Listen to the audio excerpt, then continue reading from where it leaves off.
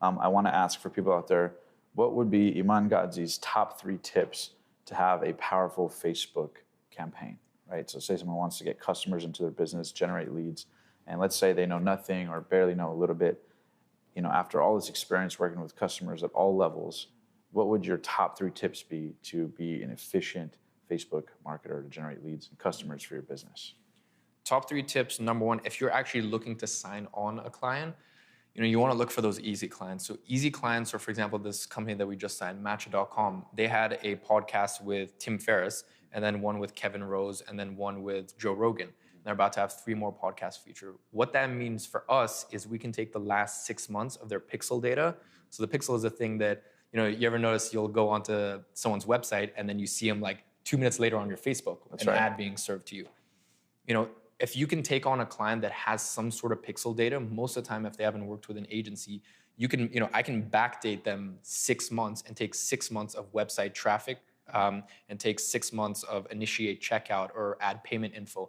And I can retarget those people and get really easy, just some really easy sales. Retargeting isn't too hard to do. I can just get some really easy sales, and that instills a lot of confidence in them from month 1 that, we made the right decision, because I say this all the time, every recall is a reframe.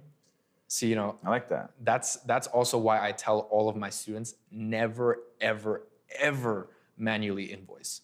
All of my clients, sure, I have to pay Stripe 2%, merchant fee or whatever, but all of my clients are auto bill and auto invoice, and their card has to be on file for that, because every recall is a reframe. At the end of the month, I don't want them, reframing me and going, oh, is this worth it? Is this not worth it? So that's why, I don't care about the 2%. I want them auto billed. Yeah, but I care about the long-term value of that customer. Yeah. Exactly. But back to your question is, number 1, try to find clients with some good pixel data and good history.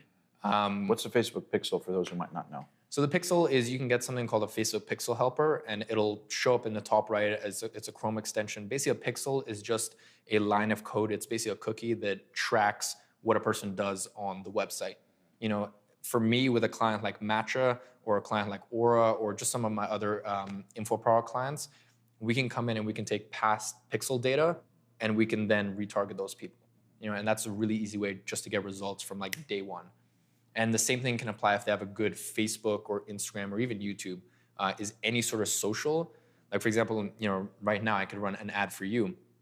I could run an ad for you, and we could take your entire Instagram audience, build an audience of that, build a 30-day audience of people who have visited or people who have engaged with your Instagram profile. And I said, that's just leads that are a lot warmer, because converting cold can be quite tricky. Right. Yeah, so that's number 1. Number 2 is study copywriting. The most important thing, like by far, is actually the creative. But study copywriting, and for me, my niche is info product and e-commerce. So most of our clients 70% are info product clients. And long form copy works beautifully. So yeah, just study copywriting, because honestly, like a lot of time you can't really fuck up the audience, or you can fuck that up, but you can notice quite quickly that, that vertical isn't working or whatever, and you can pivot. Most of the time, it's actually just the copywriting and the creative. Those are the 2 most important things. And if you're running ads for a client, just try your best to avoid stock photo images. Right. Especially a lot of my e-com clients, they want photos that are very like professional, well done. But the thing is, when people scroll through their Facebook, if they think it's an ad, like you're done. Yeah, it looks generic. Yeah. So I guess number 1 is finding a client with good pixel data. Number 2 is just become an expert at copywriting, because that's actually the most important thing. Which is the ability to write the words that sell on the actual ads. Exactly. Mm-hmm. And then number 3 is, that's tough. As I said, it's kind of like based on a niche by niche basis. Number 3 is actually something that's more agency, but I'll kind of plug in here when selling Facebook ad clients. On my onboarding process, I have this thing called the 90-day emotional journey, and it kind of looks like this. Yeah. So I say day 1, you're gonna, and I have these emojis to represent it. I go, day 1, you're gonna be happy, because day 1 to day 20, it's kickoff. You're starting to see your ads.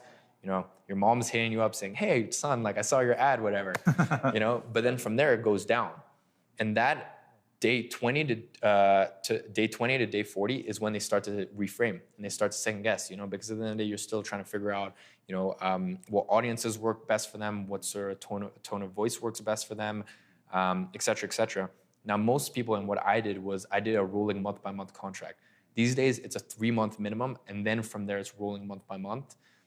Because 3 months, make sure that, as I said, it's funny, it's usually around that day 30 where they're super emotionally charged. Right. Because that first excitement period is done. And now they're like, oh, where are the results? It's like working with a personal trainer. You can't get results after 30 days. You have to look at it from maybe a 3-month or a 6-month scope. Right. So I like to do 3-month minimum, and that just ensures that, you aren't, back in the day with my old clients, like I was stacking the odds against me because I'd be doing month by month, but it's always that day 20 to 30 where they're most on edge and they're mainly making emotionally charged decisions. Right. And that's not what you want. Especially if you're not able to give them context up front to expect that. Yeah, exactly. So you're not setting the expectation. Yeah. Yeah, exactly. So that, it's not exactly running killer campaigns, because as I said, it's kind of based on a niche by niche basis. But just making sure that you do a 3-month minimum for all of your agency clients just allows you that breathing room to relax and just, not rush things. Very powerful. Okay. Now, what about if I had this idea, because I know there's a lot of digital marketers out there, people who are trying to build their social media marketing agency or for any business, but let's say it's social media marketing, and I'm going to give you 5 niches real quick off top. And if you could give me your first brainstorm of how you would get clients in that niche. Make sense? Uh-huh. So I'm going to kind of test your improbability here. You ready? Okay. Okay, so number 1, the automobile industry. What would you do to find clients? Automobile industry, that's a good one. That's actually one that I've had no experience with whatsoever. Yeah. To be honest, it's mainly the same with pretty much any niche you go in. Cold campaign, if it's automobile, it's going to be local within. Now, one thing that I would say about automobile is it could actually be nationwide compared to a gym. You could probably only do a 3-mile radius because no one's really going to travel more than 3 miles, or at least I guess in London. Right, here, I guess people travel longer. But at least in London, no one's going to travel more than 3 miles to go to their gym. Whereas an automobile, because it's a larger investment, people are willing to drive nationwide, in order to get a better deal or whatever. Get it transferred or whatever. Yeah. So one of the things I really tell my students is you need to do your niche research. So you need to understand that if you're in the real estate niche, you need to understand that seller leads are better than buyer leads, because usually seller leads are also going to be buyers. Someone that's selling their house, the real estate agent can usually, when they're selling a house, they'll usually buy another one. So they get double commission. So as I said, I know a bit about real estate, gyms, we do info product and e-commerce, but one thing just off the top of my head that I would do differently for an automotive niche compared to a gym or a restaurant is you can go ahead and take that demographic targeting, and rather than doing 3 miles or 10 miles, you can actually open that up to maybe 100 miles, simply because it's a larger purchase and a larger investment, people are willing to travel and drive further. I love that. Actually, the 2 I was going to ask you was that and real estate. Mm-hmm. So you knocked off 2 of those. Third one would be the medical profession. Medical profession. Doctors, dentists, plastic surgeons. Dentists. So, for example, something like dentists. Now, it all depends. So I had a client, we actually didn't run their Facebook ads. We just did social media and stuff like that. They were called Knightsbridge Dental Care. Super high-end, oligarchs and oligarchs and politicians went there. So, I told Marie, the owner, I'm like, hey, why don't we offer a free teeth cleaning? And then on the front end, it's going to cost you a little bit to acquire that lead. But on the back end, you can sell them, crowns and stuff like that. Those goes into the 1,000. She was like, Iman, we are literally the most prestigious dental care practice in all of London. Do you really think we're going to run a free teeth cleaning? Yeah. And I was like, okay, fine, fair enough. But that can work for a lot of dentists, because also one thing that I would say is free teeth cleaning sounds a lot like free teeth whitening, and everyone is crazy about free teeth whitening. Everyone wants their teeth whitened. Yeah. But free teeth cleaning isn't free teeth whitening. Free teeth whitening costs 200, 300, up to $1,000, to be honest. Depends on what product you use.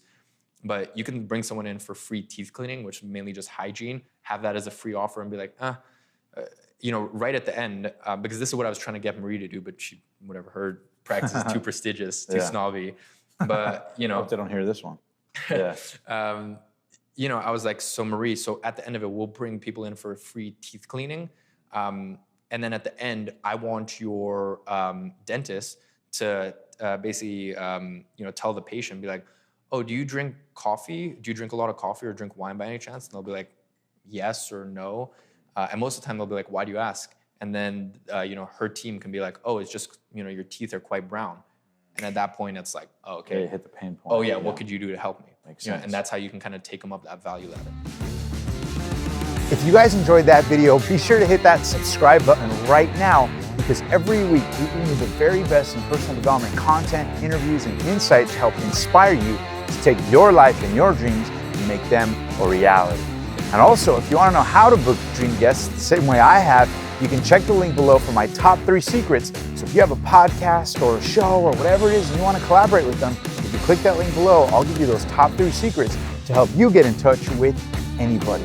And also, don't forget that The Passionate Few is available on media platforms as well. So you can subscribe to the podcast. And until next time, thank you for being one of the passionate few.